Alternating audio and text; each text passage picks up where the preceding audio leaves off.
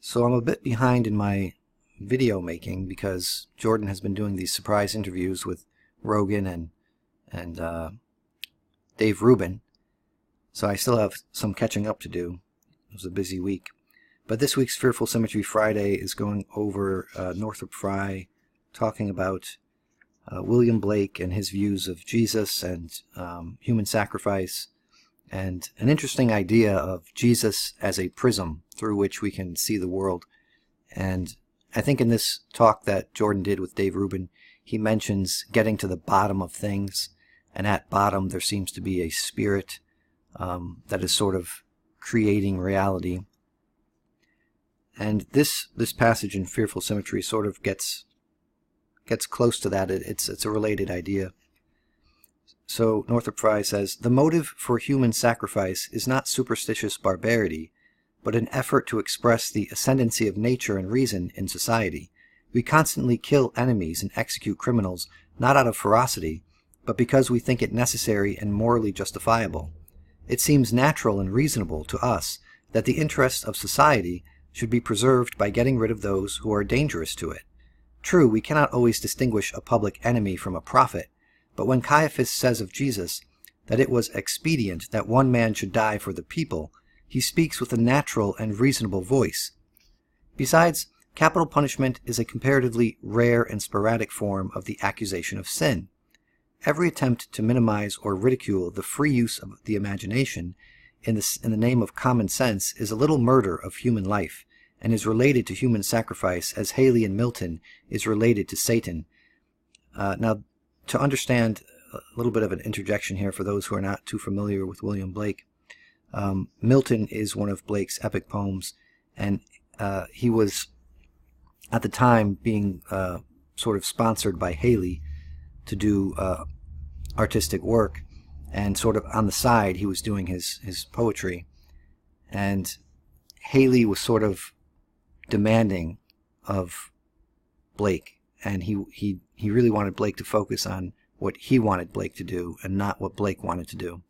And so even though Haley was his patron, Blake sort of represents him in Milton as Satan himself, as a sort of taskmaster that is keeping him away from his true art. So I'll continue on.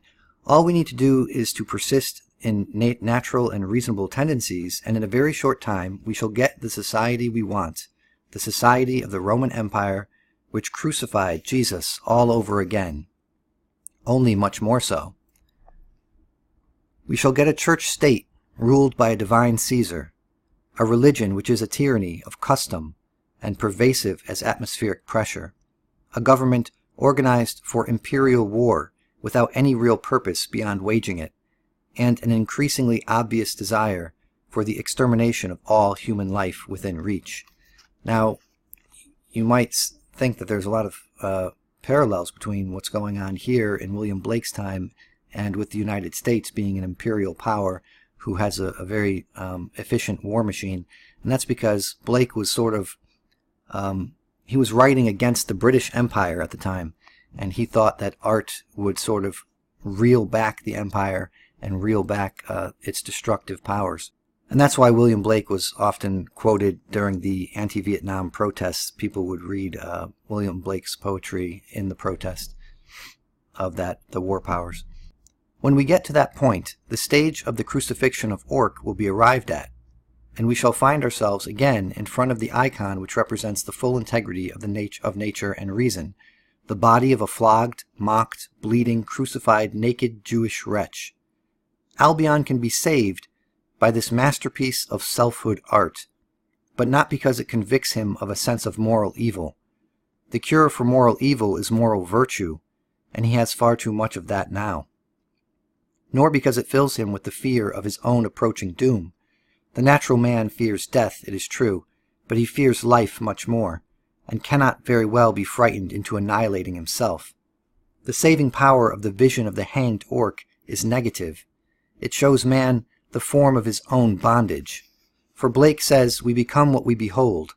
Forms of ourselves cannot remain at a distance, and if we see life in the form of the hanged Orc as an inevitable recurrence of natural vitality ending in death, we shall soon find ourselves not before a cross, but on one. For the pattern of contraries and negations reappears even here. There is not only a reprobate Messiah, but a thief redeemed by seeing him as such, and a mocking elect thief representing the Barabbas, whom the friends of righteousness in society invariably prefer to Jesus. The latter thief is in the pure natural state of man, the state in which the highest imaginative pleasure consists of observing pain. The former has realized that nothing short of the exact opposite of this state will release us from being perpetually tied to it.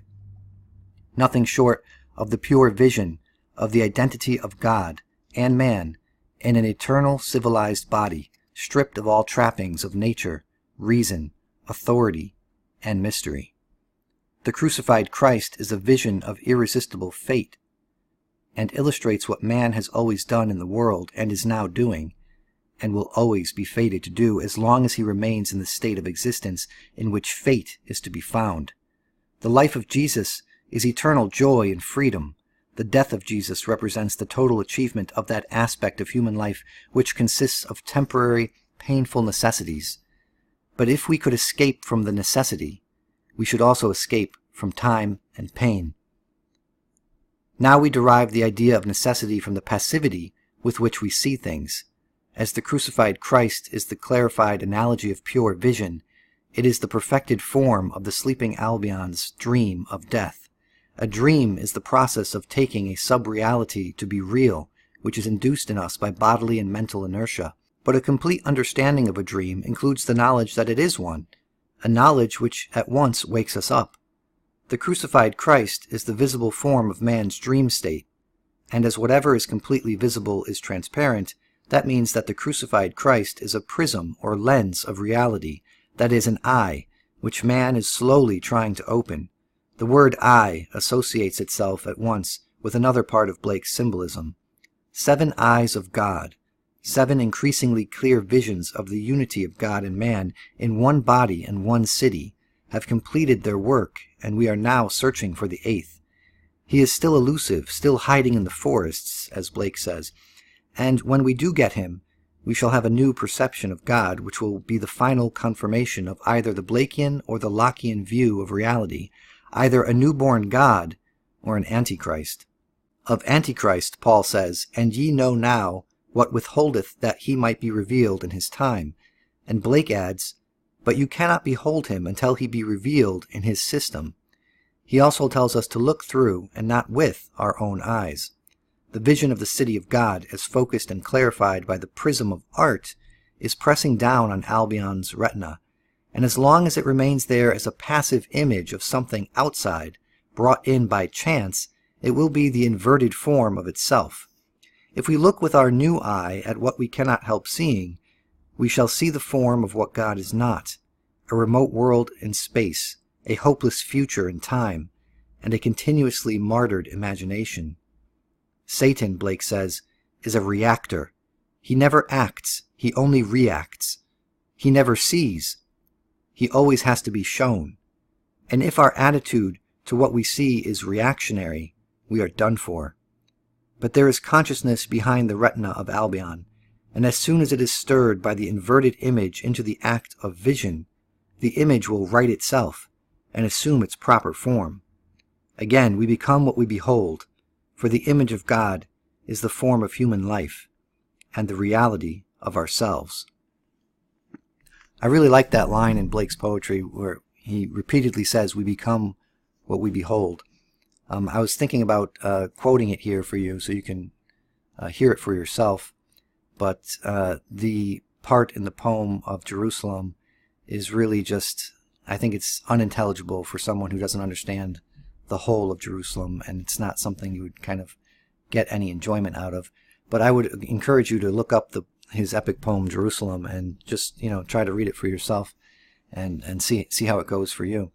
But I thought Blake might have been quoting it from the Bible, but there is not, I can't find a translation where it is said. I think it comes from the Psalms, where he's talking about the Jews creating an idol. And so in I think it's the Psalms where the idol's eyes are not real eyes, so it can't see, and because they are beholding it, they become what they beheld, and they cannot see the truth. And the idol has ears, but these ears do not hear. And so they behold the idol, and then they do not hear the truth, and so forth. So, and they became what they beheld. I guess it's drawn from that part of the Bible. And I think it's a very powerful idea. Anyway, so that's this week's Fearful Symmetry Friday. It's nice and short this week. If you like this sort of thing, please give the video a like and subscribe. Thank you.